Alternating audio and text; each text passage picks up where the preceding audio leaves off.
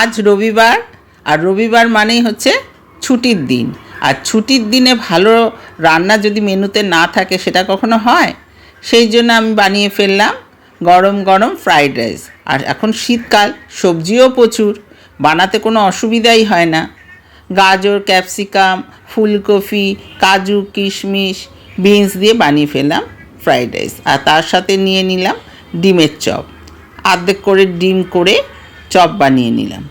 আর রয়েছে চিংড়ি মাছের মালাইকারি, আর করেছি চিকেন কষা। চিকেন কষা থাকলে আর ফ্রাইড রাইস থাকলে আর কিছু লাগে না, কিন্তু আমার হাজব্যান্ড চিকেন খুব একটা পছন্দ করে না, সেই জন্য করেছি চিংড়ি মাছের মালাইকারি। আর শেষ পাতে রয়েছে চাটনি, টমেটো, খেজুর, আমসত্ত্ব, কাজু, কিশমিশ দিয়ে চাটনি করেছি।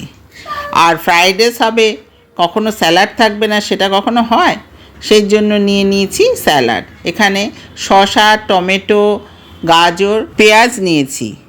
আমি ফ্রাইড রাইসের সাথে লঙ্কা খেতে ভালোবাসি, সেই জন্য নিয়ে নিয়েছি কাঁচা লঙ্কা। এরমই ছিল আমার সানডে স্পেশাল লাঞ্চ থালি। তোমাদের যদি এই লাঞ্চ থালিটা ভালো লেগে থাকে তাহলে একটা লাইক করে দিও। Thanks for watching.